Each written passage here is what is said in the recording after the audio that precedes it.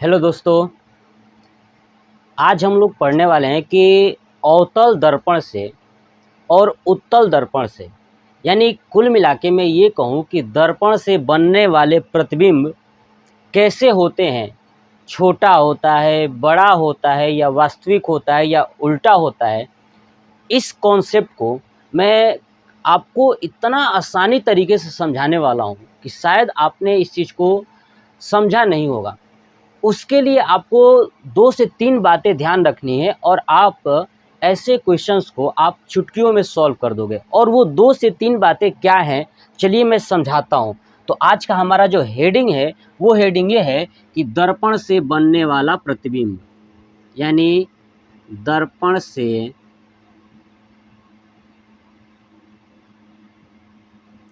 बनने वाला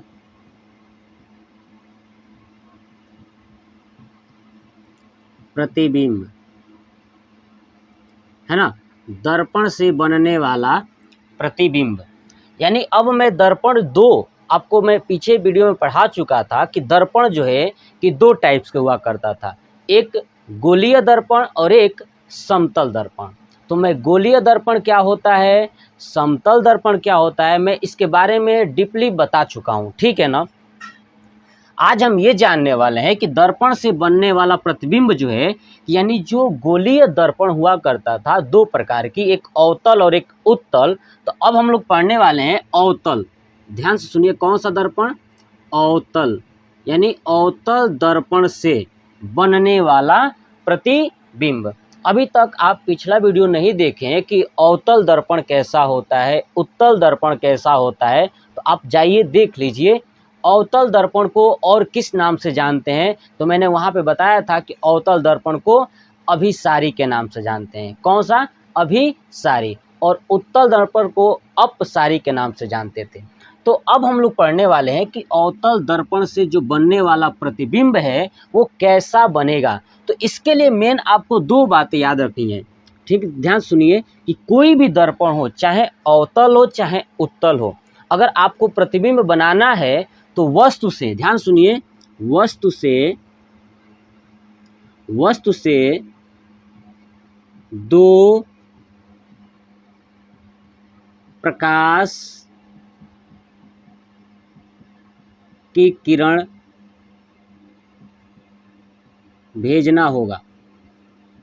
अगर कोई भी दर्पण है, चाहे अवतल हो चाहे उत्तल हो, अगर उससे प्रतिबिंब अगर बनाना है तो वस्तु से 2 प्रकाश की किरण भेजना होगा। कितनी, तो 2। ये पॉइंट्स याद रखिएगा, जब हम इसको क्वेश्चंस को सॉल्व करेंगे, यानी जब प्रतिबिंब बनाएंगे तो वहाँ पे काम करेगा। तो 2 भेजना होगा, ठीक है। उसके बाद इसमें अब 2 भेजेंगे तो जो पहला होगा, हमेशा ध्यान रखिए, पहला हमेशा फोकस से जाएगी। कहाँ से जाएगी, फोकस से। कहाँ से जाएगी, फोकस से, ठीक है। दूसरा याद रखिएगा कि देखो, पहला जो है कि हमेशा फोकस से जाएगी, क्लियर। और दूसरा वक्रता केंद्र से। कहाँ से, वक्रता केंद्र से। बस इसी बात को आपको ध्यान रखना है कि पहला हमेशा फोकस से जाएगी, दूसरा वक्रता केंद्र से, ठीक है ना। अब आपको अभी ये बात समझ में नहीं आया होगा कि फोकस क्या है तो वक्रता केंद्र क्या है, मैं पिछले वीडियो में बता चुका हूँ, बट कोई नहीं, आप इस वीडियो में बने रहिए। जैसे हम प्रतिबिंब बनाना सीखेंगे तो मैं फिर से बताऊंगा कि फोकस क्या है, फोकस दूरी क्या है, वक्रता क्या है, वक्रता त्रिज्या क्या है, ध्रुव क्या है, मुख्य अक्ष क्या है, यानी प्रधान अक्ष जिसको बोलते हैं। अरे समझे ना। चलिए, तो आपको ये बात याद रखना है कि पहला कहाँ से जाएगा, हमेशा फोकस से, दूसरा कहाँ से जाएगा, वक्रता केंद्र से। और जहाँ पर ये दोनों प्रकाश की किरणें कट करेंगी, ध्यान सुनिए, कट करेंगी, वहीं पे प्रतिबिंब बनेगा। क्या करेगी, प्रतिबिंब कहाँ बनेगा, तो जहाँ पे ये क्या करेंगी, एक दूसरे को कट करेंगी। ध्यान सुनिए, जहाँ पे ये दोनों किरणें एक दूसरे को कट करेंगी वहीं पे प्रतिबिंब बनेगा। तो चलिए अब हम लोग चलते हैं अवतल दर्पण। अवतल दर्पण का पिक्चर कैसा होता है, चलिए मैं बताता हूँ और मैं इसको हटाता हूँ। देखिए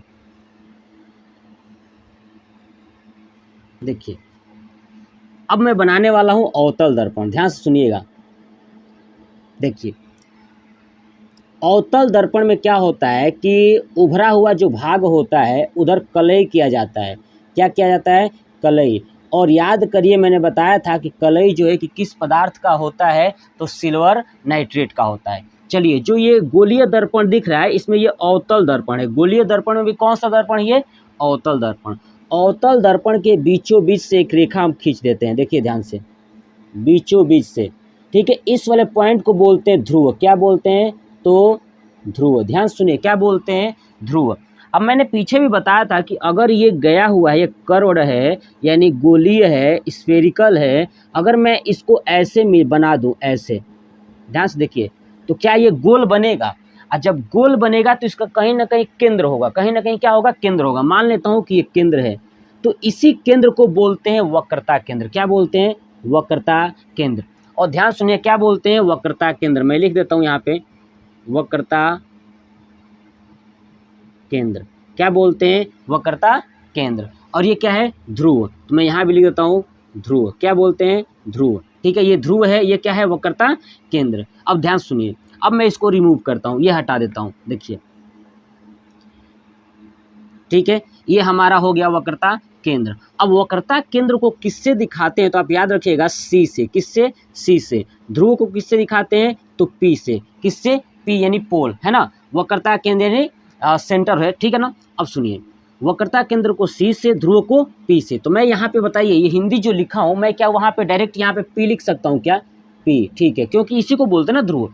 केंद्र को क्या बोलते हैं? सी। तो यहाँ पे हो गया सी। अब आप ध्यान सुनिए, पोल तथा ये वक्रता केंद्र को जो मिलाने वाली ये रेखा है ना, पोल तथा ये वक्रता केंद्र के बीच मिलाने वाली रेखा को क्या बोलते हैं? तो मुख्य अक्ष। क्या बोलते हैं? ये है मुख्य अक्ष। क्या है? मुख्य अक्ष। क्या है?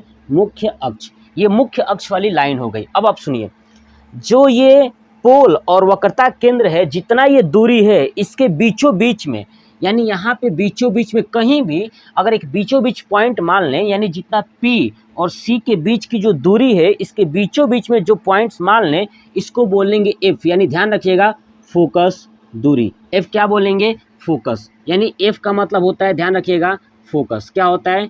फोकस।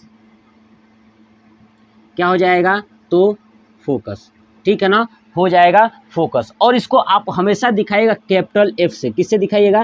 कैपिटल F से। चलिए मैं लिख देता हूँ कैपिटल F। देखिए, आप ध्यान रखिएगा, किससे दिखाएंगे? कैपिटल F से। क्लियर? तो कैपिटल F को क्या बोलेंगे? फोकस। कैपिटल C को क्या बोलेंगे? वक्रता केंद्र। कैपिटल P को क्या बोलेंगे? तो ध्रुव। ठीक है ना। अब देखिए, वक्रता केंद्र और ध्रुव के बीच वाली मिलाने वाली रेखा को क्या बोले थे हमने? मुख्य अक्ष। क्लियर? F क्या है? फोकस। C क्या है? वक्रता केंद्र। क्लियर? अब सुनिए, वक्रता केंद्र और ध्रुव के बीच की जो दूरी है ना, ये वक्रता केंद्र यानी C और P के बीच की जो दूरी है उसको बोलते हैं वक्रता त्रिज्या। क्या बोलते हैं? वक्रता त्रिज्या। मैं लिख देता हूँ वक्रता त्रिज्या। ठीक है, वक्रता त्रिज्या। वक्रता त्रिज्या को हम दिखाते हैं R से। किससे दिखाते हैं? R से। किससे दिखाते हैं? R से।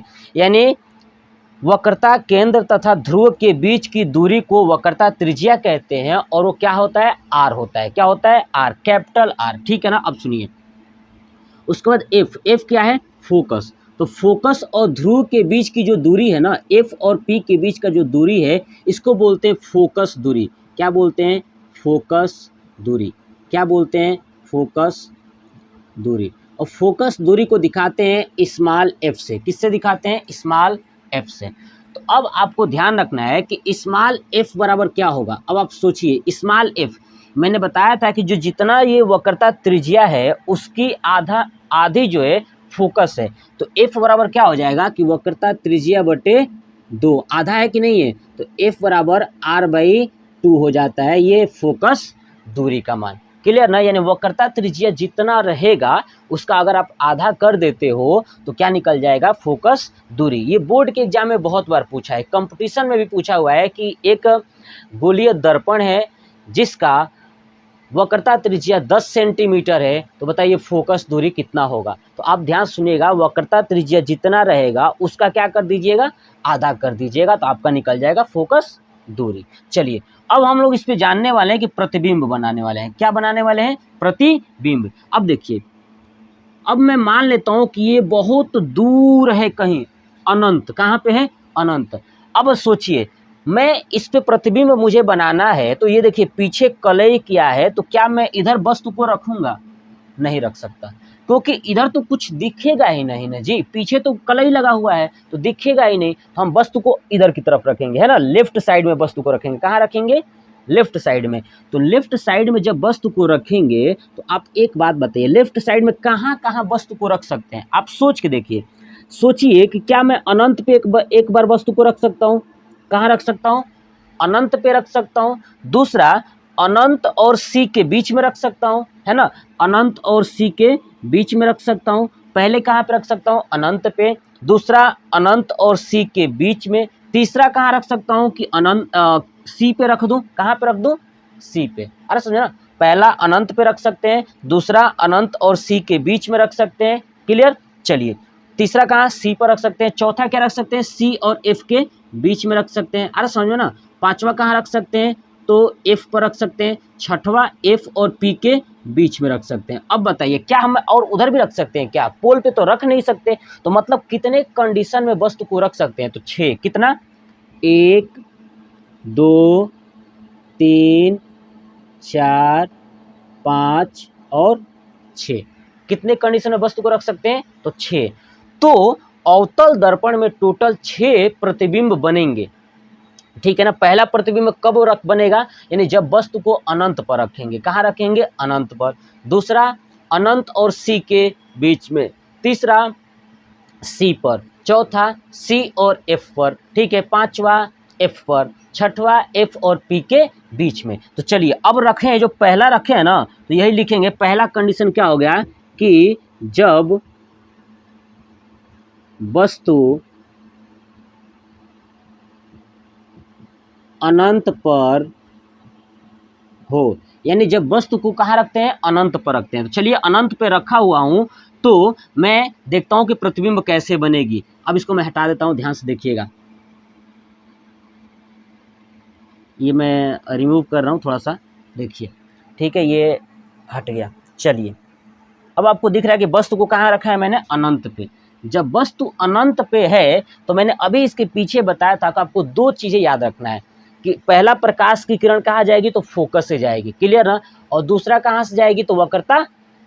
कहाँ से जाएगी? वक्रता। याद करिए, कहाँ से जाएगी? वक्रता केंद्र से। क्लियर ना? याद आ गया होगा। चलिए, तो देखिए, जब वस्तु को अनंत पे रखेंगे तो फोकस से जाएगी, लेकिन दूसरी प्रकाश की किरणें जो है कि कहाँ से जाएगी? वक्रता केंद्र से। मैंने बताया था कहाँ से? वक्रता केंद्र से। लेकिन इसमें नहीं जाने वाली। अनंत पे जब वस्तु को रखेंगे तो वक्रता केंद्र से नहीं जाएगी, क्योंकि हमें नहीं पता कि वस्तु जब इतनी दूर है तो क्या लगता है कि उसका प्रकाश अनंत से जाएगा कि वक्रता केंद्र से जाएगा कि फोकस से जाएगी, ये नहीं पता। तो मान लेते हैं कि फोकस से जाएगी। क्या चलेगी? फोकस से। बस आपको इतना ही पॉइंट याद रखना है कि जब वस्तु को अनंत पे रखेंगे तो मान लीजिएगा कि दोनों प्रकाश की किरणें कहाँ से जाएगी? फोकस से जाएगी। तो कैसे जाएगी, अब इसको देखते हैं। जैसे ये ऊपर एक ड्रॉ किए हैं, ये क्या है? वस्तु है। ये क्या है? वस्तु है। मैंने वस्तु को रख दिया है इसके ऊपर। ऐसे ही एक वस्तु नीचे की तरफ रख दीजिए, इतनी, है ना, यही वस्तु। अब क्या करिए, यहाँ से प्रकाश भेजिए। देखिए, प्रकाश जैसे मैं भेजूंगा, ध्यान से देखिए, ठीक है। मैं थोड़ा सा, जगह की कमी है इसलिए थोड़ा सा देखिए, प्रकाश को मैं भेजता हूँ। देखिए, प्रकाश जा रही है, ये सीधा जाएगी। ध्यान सुनिए, सीधा जाएगी।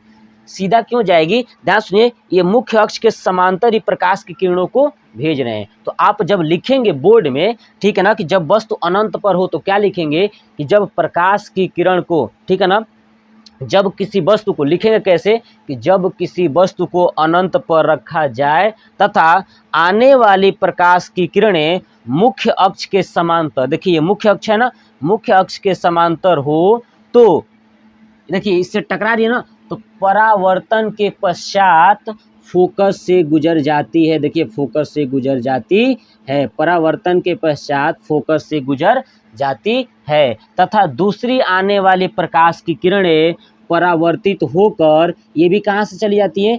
फोकस से चली जाती है। कहाँ से चली जाती हैं? फोकस से चली जाती हैं। अतः दोनों प्रकाश की किरणें फोकस पर कट करती हैं, इसलिए बनने वाला प्रतिबिंब, बनने वाला प्रतिबिंब। अब आप ध्यान से सुनिए, ये प्रतिबिंब आपको बताइए, आप सोच के देखिए कि अगर ये दर्पण है तो ये प्रकाश की किरणें गई और उससे टकराई तो इधर ही आई, तो ये रियल में घटना हो रहा है। कहाँ हो रहा है? फोकस पे अगर आ रही है तो रियल में दिख रहा है ना हमको कि जहाँ से गई है टकरा के तुरंत इधर ही आई है, क्योंकि उधर तो जा नहीं सकती, ये रियल है। यानी इसका प्रकृति क्या हो जाएगा? 3 बातें आपको लिखना है। प्रकृति, प्रकृति क्या होगा? तो रियल यानी वास्तविक। क्या होगा? वास्तविक। क्या होगा? वास्तविक। और एक बात याद रखिएगा कि जब भी कोई प्रतिबिंब अगर वास्तविक है तो हमेशा उल्टा होगा, ये बात याद रखिएगा। तो वास्तविक के साथ क्या होगा? उल्टा। क्या होगा? उल्टा। चलिए आकार, आकार देखते हैं कि उसका प्रतिबिंब का आकार यानी कितना बड़ा बना है। तो आप देखिए ना, बस तो हम इतना बड़ा रखे हैं, ये दोनों जाके एक बिंदु पे मिल गया है, फोकस पे मिल गया है, इसलिए जो इसका आकार होगा बिंदु का आकार का होगा। किसके आकार का होगा? बिंदु के आकार। किसके आकार का होगा?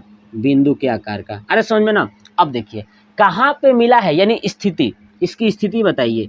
स्थिति सोचिए कहाँ पे मिला था, तो देखिए हमको कहाँ पे कट किया ये दोनों? फोकस पे, तो लिख देंगे फोकस पर। कहाँ बना है प्रतिबिंब? तो फोकस पर। ये बात आपको लगता है कि समझ में आ गया होगा। एक बार मैं फिर से बताता हूँ कि आपको बोर्ड के एग्जाम में क्या लिखना है, ठीक है ना? कि जब वस्तु अनंत पर रखी जाए तो आने वाले प्रकाश की किरणें मुख्य अक्ष के समांतर होती हैं और परावर्तन के पश्चात, है ना, टकराने के पश्चात या परावर्तन के पश्चात फोकस से निकल जाती है, तथा दूसरी प्रकाश की किरणें भी परावर्तन के पश्चात फोकस से निकल जाती है। अतः दोनों प्रकाश की किरणें एक बिंदु F पर कट करती हैं, अतः बनने वाला प्रतिबिंब तो वास्तविक उल्टा तथा बिंदु के आकार का होगा और यह दोनों फोकस पर प्रतिबिंब बनाएंगी। ये आपका ही हो गया पहले कंडीशन का, ठीक है। अब चलिए दूसरा कंडीशन, मैंने बताया था अनंत पे रख सकते हैं पहला, दूसरा कहाँ रख सकते हैं? अनंत और C के बीच में। चलिए अब अनंत और C के बीच में रखता हूँ। अब मैं इसको हटाता हूँ, आप नोट कर लीजिए। अब इसको मैं हटाता हूँ। चलिए ठीक है, दूसरा कंडीशन क्या होगा कि जब वस्तु अनंत तथा वक्रता केंद्र के बीच हो। जब वस्तु अनंत और वक्रता केंद्र के बीच में रखें। चलिए पिक्चर देखिए,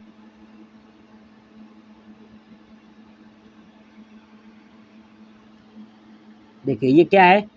तो P है ना, यहाँ पे क्या होगा? तो F, यहाँ पे क्या होगा? C, और यहाँ पे क्या होगा? अनंत। तो वस्तु को पहली बार मैंने यहाँ पे रख दिया था, अब अनंत और C के बीच में रखना है। तो देखिए मैंने वस्तु को यहाँ पे रख दिया, ठीक है। ध्यान सुनिएगा, मैंने वस्तु को यहाँ पे रख दिया, ठीक है। इस दर्पण को थोड़ा सा बड़ा करते हैं, ठीक है, क्योंकि छोटा सा है तो मज़ा नहीं आएगा।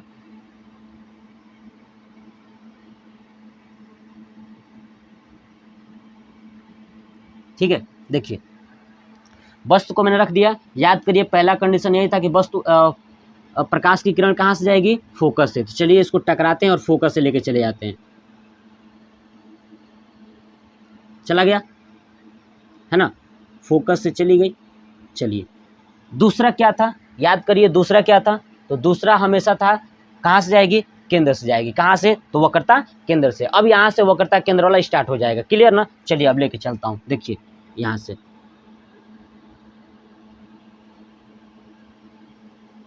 देखिए टकराई, टकराने के बाद पुनः उसी जैसे गई है ना उसी दिशा में वापस आ जाएगी। ध्यान सुनिए, जैसे गई है उसी दिशा में वापस आएगी। यानी जब प्रकाश की किरण को वक्रता केंद्र से भेजा जाता है तो पुनः उसी माध्यम से वक्रता केंद्र से वापस आ जाएगी, क्लियर ना? इतना याद रखिएगा। देखिए तो ये गई, अब आप देखिए दोनों ने कहाँ पे कट किया?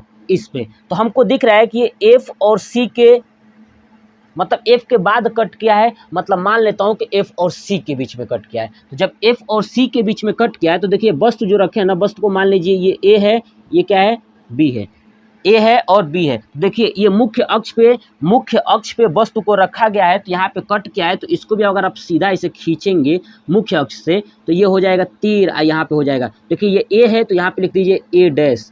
क्यों लिखिएगा? क्यों? प्रतिबिंब है। ऊपर B है तो नीचे लिख दीजिए B डैश, ये हमारा बन गया। तो देखिए हमने वस्तु रखा इतना बड़ा, प्रतिबिंब बना इतना छोटा सा, तो यही लिखेंगे। कहानी वही कि जब किसी वस्तु को अनंत तथा वक्रता केंद्र के बीच में रखा जाए तो आने वाले प्रकाश की किरणें परावर्तन के पश्चात फोकस से चली जाती हैं तथा दूसरी प्रकाश की किरणें वक्रता केंद्र से जाती है तथा परावर्तन के पश्चात पुनः उसी माध्यम में चली जाती है और दोनों एक दूसरे को फोकस तथा वक्रता केंद्र के बीच में कट करती हैं। अतः बनने वाला प्रतिबिंब वास्तविक और उल्टा होगा। देखिए ना, ये ऊपर रखे हैं, अब वस्तु बन रहा है, प्रतिबिंब नीचे, वास्तविक और उल्टा होगा तथा इनकी आकार वस्तु से छोटा होगा तथा इनकी स्थिति क्या होगी, फोकस तथा वक्रता केंद्र के बीच होगी। क्या होगी, फोकस तथा वक्रता केंद्र के बीच होगी। यही चीज आपको बोर्ड में लिखना है। अब यहाँ पे लिख देता हूँ क्या, प्रकृति। प्रकृति, अब देखिए ना प्रकृति इसका कैसा है, ठीक है। देखिए प्रकृति कैसा है, आप सोच के देखिए प्रकृति कैसा है। तो मैंने बता दिया वास्तविक और वास्तविक उल्टा, ठीक है। उसके बाद देखिए इसका आकार कैसा है, आकार कैसा है। तो देखिए ना वस्तु जितना बड़ा है उससे छोटा बनाया, तो लिख देंगे, क्या लिखेंगे, तो वस्तु से छोटा, क्या बनेगा, वस्तु से छोटा। चलिए तीसरा कंडीशन में क्या लिख सकता हूं, देखिए तीसरा स्थिति क्या होगा। तो अब देखिए ना किसके बीच में, C और F के बीच में। तो लिख दूंगा कि C तथा F के बीच, C तथा F के बीच। चलिए, तो ये था हमारा वस्तु को जब अनंत और वक्रता केंद्र के बीच रखे थे। अब आप देखिए ना वस्तु को अनंत पे रख दिए हैं, अनंत और C के बीच में भी रख दिए हैं। अब कहाँ रखना है, C पर। कहाँ रखना है, C पर। चलिए अब वस्तु को रखते हैं C पर। अब आप इसको नोट कर लीजिए, हटाता हूँ, ठीक है। चलिए